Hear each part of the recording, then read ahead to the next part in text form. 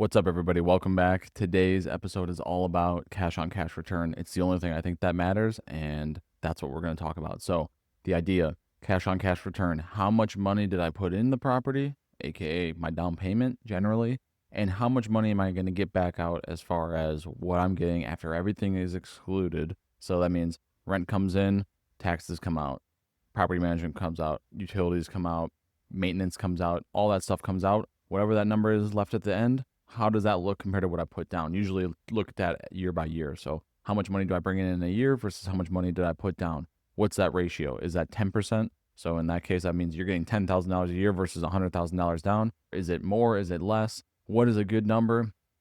For me, I think 20% has always been my sweet spot. I know that I can withstand some issues and still at least break even. I'm not going to be feeding it, and feeding it just means giving it more money to stay afloat.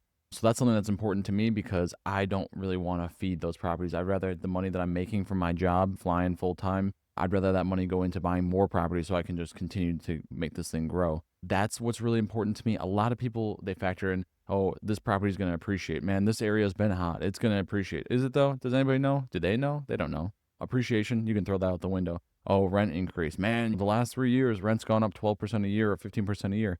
Okay, how long is that going to go for? Have people's wages gone up to the commensurate amount? No. So how long does that go for? Does that go forever? And maybe it will. And I'm sure I'll be proven wrong many times, but when I'm factoring this stuff into my math of whether or not I'm going to put down potentially hundreds of thousands of dollars into a deal, I'm not going to sit there and say, man, rent from 2020 to 2023 was just going off the chain. It's going to continue into the future. That's like a fallacy that a lot of people come into, and that's usually not reality. So 2020 was a wild time, and a lot of cash got infused into the market and caused things to go weird. And people just expect that's just going to go forever. So it's not. But I can tell you one thing that will go up is probably your property taxes. You might go into this deal, in this deal that we talked about earlier today, 133 a month in taxes is what we're paying right now. But when we buy this property, is it going to stay there? No. Last year, I had so many properties that went up 20, 30, 40% in their assessment, which means my taxes are going to go up next year by that amount. And not by that amount necessarily, but by that percentage. And then they do a whole mill rate and this and that.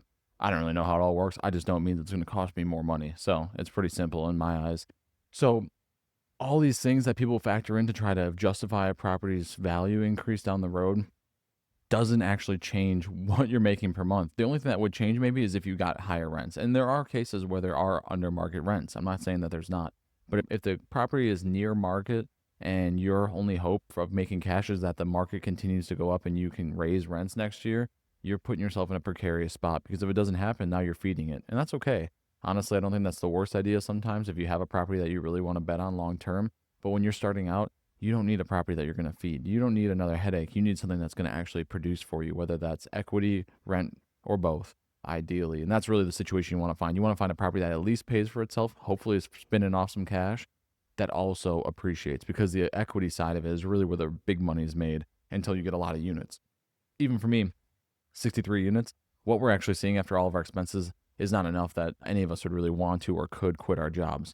But the money that is really significant and has changed all of our lives for the better is the equity side of it. And that's where we've seen hundreds of thousands, if not millions of dollars in appreciation. Now, what does that really mean? It's tough because the appreciation number, you have to factor in inflation. And if you're looking at a property and say in 2018 it was 160,000 and now it's 320,000, in that time how much inflation has occurred? And you can't compare them. They're apples and oranges. So I think that's where a lot of these issues come into play, and that's why I don't look at any of that. I look on cash on cash.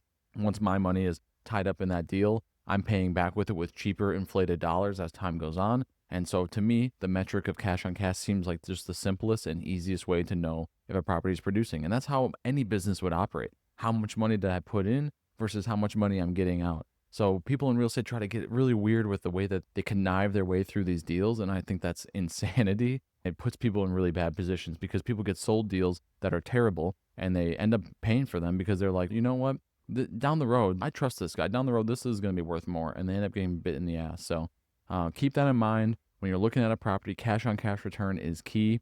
I would say for me, I'm looking at anywhere between probably 15 and 25% cash on cash is like probably the golden zone. And these days, you're probably looking more towards that 15%. Finding something that's spinning off 25% cash on cash is hard to do. So again, quick lesson, something that, not even a lesson. I hate calling it a lesson because I don't even know what I'm doing. but a quick kind of thought to move forward with. And maybe it benefits you, maybe it doesn't. But as always, appreciate you guys. Anybody that's listening and watching this, I really appreciate it. I'm going to continue to put these out, just quick little segments, and then eventually move into some more longer form content.